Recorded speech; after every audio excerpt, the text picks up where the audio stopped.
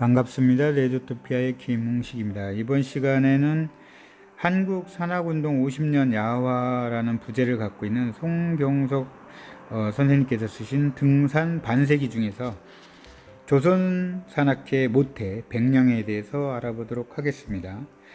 한 그루의 거목이 모진 풍파에도 아랑곳 없이 꿋꿋이 솟아있다. 1945년 9월 15일 사회단체 제2호로 발족한 것이 한국산악회다. 50년이라는 그 나이테 속에는 산을 사랑하고 산에서 보람을 느끼고 내 땅을 규명하며 내 산을 오르고자 하는 산악인들의 드높은 이상이 깃들여 있다. 한국산악회를 발족하려고 모인 발기인들은 산악운동의 창달을 위해 결성 당일 다음과 같은 취지문을 결의했다. 참답고 아름다운 금수강산이 우리 손에 들어왔다. 우리는 누가 하기만을 바라고 남이 함을 보지만 말고 스스로 동지를 규합해서 산악회를 결성해서 이 땅의 대표 산악기관이요 국위와 전통을 갖춘 국제적 단체로서 발족시켜야 된다. 이를 위해 산악운동을 국민운동으로 전개하고 이에 따른 연구와 장래를 실천하여 사회생활을 정화하고 민족 정신을 앙양하여 국가 지상의 이상을 구현코자 한다. A씨도 B씨도 모였다. 상시 개명을 강요당해서 일본식 이름만 쓰던 C씨와 D씨도 허물을 잊고 다 같이 감격스러운 모습으로 이 취지문을 결의 조선산악회를 결성했다. 1931년 이 땅에서 일본인들이 결성한 조선산악회는 결코 아니다. 과거의 조선산악회는 일본의 패망과 더불어 소멸되었으니 결코 계승될 수가 없다. 따라서 떳떳한 이 땅의 첫 산악회가 비로소 빛을 올린 것이다. 1945년 8월 15일 정오 중대방송이 있다는 보도가 있자 모두 라디오에 귀를 기울였다. 처음에는 여전히 군가가 나왔고 들릴까 말까 하는 일본 왕의 패전치고가 들렸다. 분명한 것은 무슨 선언을 수락한다는 내용이었다. 방송이 끝나자 일본인들은 머리를 숙이고 눈물을 흘렸다. 이들이 우는 꼴은 기쁘거나 절대 군주의 목소리에 감격해서 우는 모습은 아니었다. 기고만장했던 일본인들의 풀죽은 모습은 참나무가지가 순식간에 부러진 것과 같았다. 잠시 후에 대한독립 만세 소리가 울려 퍼졌다. 드디어 올 것이 왔다라는 벅찬 감격과 기쁨과 희망에 들뜬 외마디 소리가 만세 합창으로 집약된 것이다.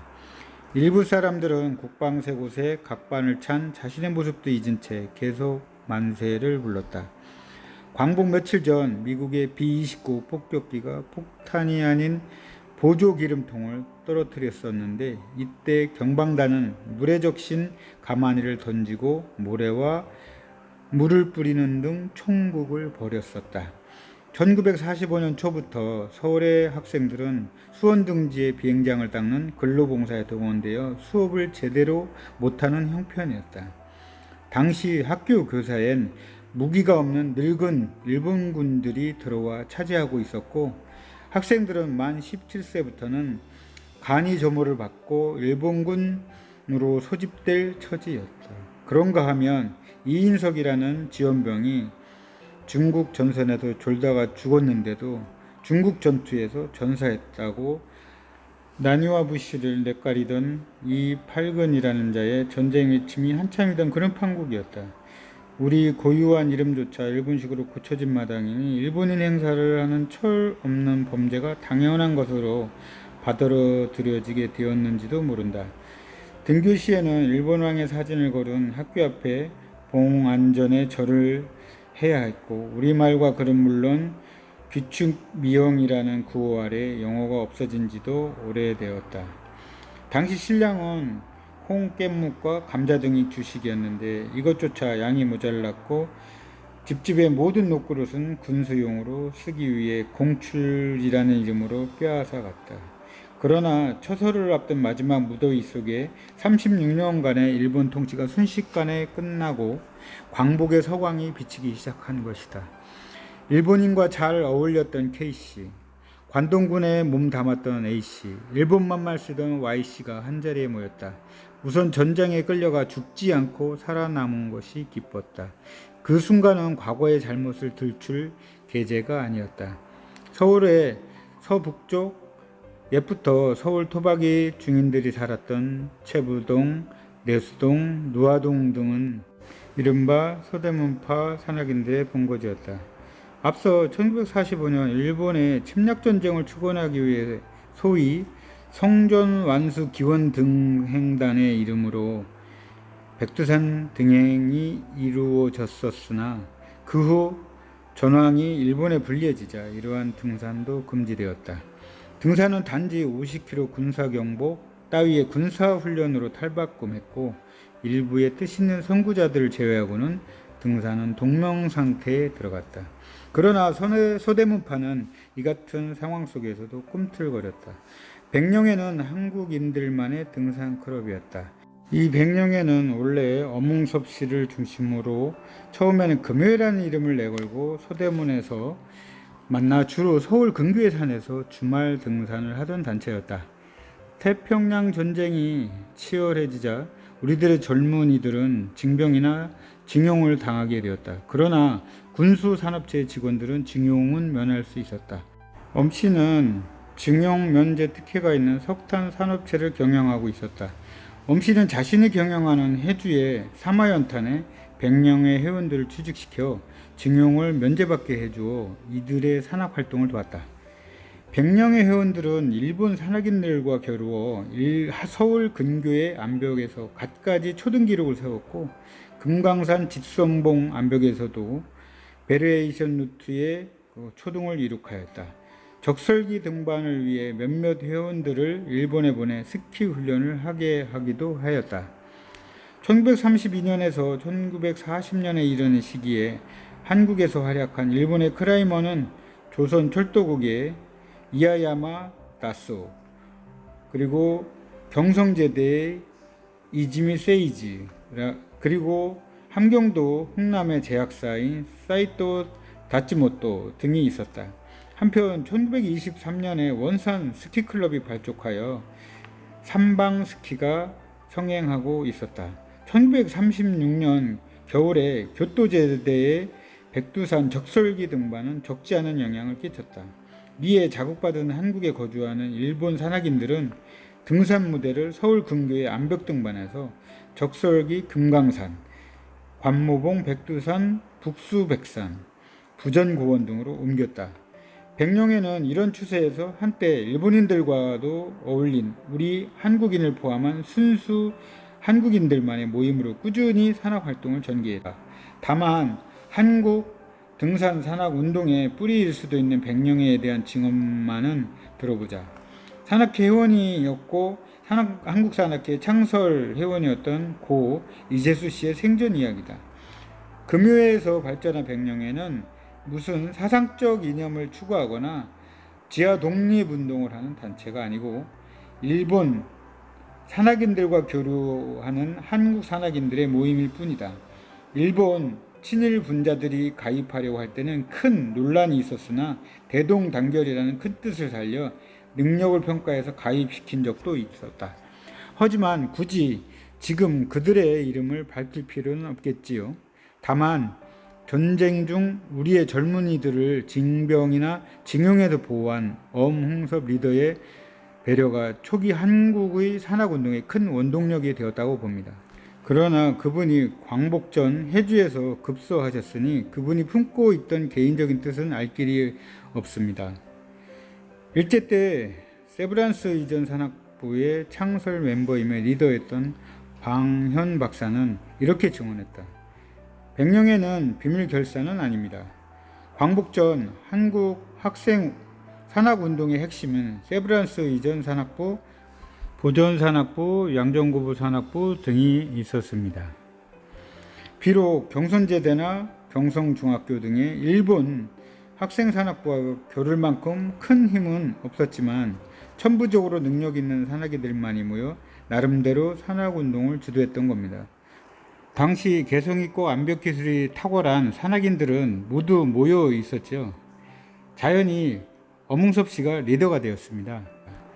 말하자면 백령회가 그동안 일부에 알려진 것처럼 독립운동단체나 비밀결사라는 설은 사실과 다른 듯 싶다. 광복 전 중학생으로 백령애와 밀접한 관계가 있던 고희성 씨도 다음과 같이 증언했다. 어느 날 엄웅섭 씨가 저를 부르셨습니다. 채부동으로 기억납니다만 고 김정태 씨와 엄 리더의 장남인 엄익환 씨도 함께 있었는데 이들이 자리를 뜨자 엄 리더는 등산에는 무전기가 중요한 역할을 하네. 자네는 재간이 많으니 무전기를 배우는 게 어떤가 하시고는 몇 달 후 YMCA에 계시던 현동환 씨를 소개해 주셨습니다. 고희성 씨는 그 후 무전기 조립 공부를 하여 단파 방송을 듣게 되었으며 당시 미국에 있는 이승만 박사의 육성과 태평양 전쟁의 전황을 자연적으로 알게 되었다고 한다. 이러한 맥락에서 본다면 백령애는 비밀 결사는 아니지만 무엇인지 잡히는 느낌이 있다. 조국 광복전에 타계한 엄웅섭 씨의 증언을 들어볼 길은 없는 것이 애석할 뿐이다. 분명 당시 우리의 선각자들은 일본의 패망을 미리 알았을 것이며 저항의식이 마비된 대다수의 한국인들은 8월 15일 정오 뉴스로 일본의 패망과 한국의 독립이 필연적임을 겨우 알게 되었던 것이다. 광복 어느 날 여운형 씨는 희문중학교 운동장에서 젊은 학생들을 모아놓고 연설을 했다. 이제 우리의 독립이 약속되었습니다. 이것은 우리 조선인의 힘으로 일으켜야 하는 역사적 사명입니다. 무엇보다 급한 것은 10월까지 모든 식량의 확보와 조선인의 재산을 보호하는 일입니다. 이날로 조선학도대가 결성되어 필자도 제2중대에 배속되었다. 본부는 희문중학교였고 현재 동국제관 건물이 들어선 청계소학교와 방산소학교가 각각 1중대와 2중대의 본부가 되었다. 이윽고 조선치안대도 결성되었으나 미군이 착륙하자 경찰권은 어느새 다시 일본 경찰의 수중으로 들어갔다. 성북경찰서를 접수하려던 동양의전과 연전학생이 총격을 입은 소용돌이 속에서 시내 각 학교에 주둔해 있던 일본군들은 야반에 없어지고 대신 미군이 진주했다. 카키복을 입고 지프를 타고 다니는 미군은 물자가 풍부해 생활용품이 부족했던 한국인들의 눈에는 동화의 나라 사람 같기만 보였다. 배급을 타기 위해 줄서기와 담배를 사기 위한 새벽 심부름도 차츰 없어졌다. 동대문 시장과 남대문 시장, 특히 지금의 중구청 자리에 있던 예관동 시장에는 일본인들이 가재독을 산더미처럼 가지고 나와 팔고 있었다. 조선학도대는 장충동의 방문사 지하실에서 수많은 일본 군화와 우비를 압수하여 흉별부 본부격인 희문중학교로 보냈다. 필자가 소속한 방상중학교 중대는 혼맛지 일본인 상점과 초음동 신맛지 등의 그 외곽 지하실에서 설탕, 쌀, 밀가루 등을 압수하여 본부로 이송하고 경비에 여념이 없었다. 예나 지금이나 산악인들은 물욕이 없다. 정작 탐내는 것이 세징을 박은 일본 군화나 우비 따위였다. 지카다비가 암벽등반에는 좋으나 크링커, 토리코니, 무거 등의 그 쇠징을 박은 등산화가 암벽용을 겸하고 있어서 일본 군화는 등산의 제격이었다. 우비는 두 장을 겹쳐 윈드자켓을 만들 수 있었고 군용 반합은 바로 취사도구이므로 그것을 구하면 좋겠던 것이다. 미군 털바지는 말할 것도 없었고 광복전 독일 산악 영화에 매료된 산악인들은 영화에 나오는 산악인들의 복장을 흉내내느라고 헌중절모를 썼고 W 상의를 개조해 입는가 하면 모직바지가 니카바지로 둔갑했다. 자일이라고 해봤자 영국제 아사빌이나 독일제 세크리타스라는 3줄이 전부였는데 그것도 흔치 않았다. 김을 빼지 않은 목화를 그대로 싸서 만든 침낭은 무게가 15에서 20kg였으니 배낭의 무게가 천근처럼 무거웠다. 결국 짐을 잘 지어야만 산악인이 될 자격이 있었던 시절이다. 고 김정태 씨는 힘이 세요 곰 선생이라고 불렸다. 필자는 지금도 김정태 씨 백두산 이야기를 생생히 기억하고 있다. 백두산 적설기 때의 천막은 폴라형이었고 침낭은 방수를 위해서 목화로 만들었었지. 얼굴이나 남궁까지도 올 정도로 추워가지고 싸게를 만들어 갈 정도였어. 김정태 씨의 이 같은 이야기를 듣는 후배들은 누구나 백두산에 가고 싶었었다. 미군이 진주하자 새털침낭과 군용 룩색이 등장했고 이러한 신화도 빛을 잃어가기 시작했다. 미 군화가 등산화가 되고 모직 군용 바지가 등산 바지로 탈바꿈되었다. 이 무렵 조선산악회는 종로 3가의 우체국 2층에 있었는데 제주도에 보낼 학술 답사대를 조직하느라고 엄청난 계획을 세우고 있었고 산악회의 진용도 차츰 바뀌어갔다. 원래 발기인들은 참가자 75명 중에서 추렸는데 송석하, 현동환, 김상용, 최승만, 이기만, 김정태, 김정호, 방현, 주형렬, 최숙, 이재수, 유재선, 박순만, 박상현, 박내현, 김문배, 현기창, 방봉덕, 양두철 제시들이 대표 발기인으로 선정되었다.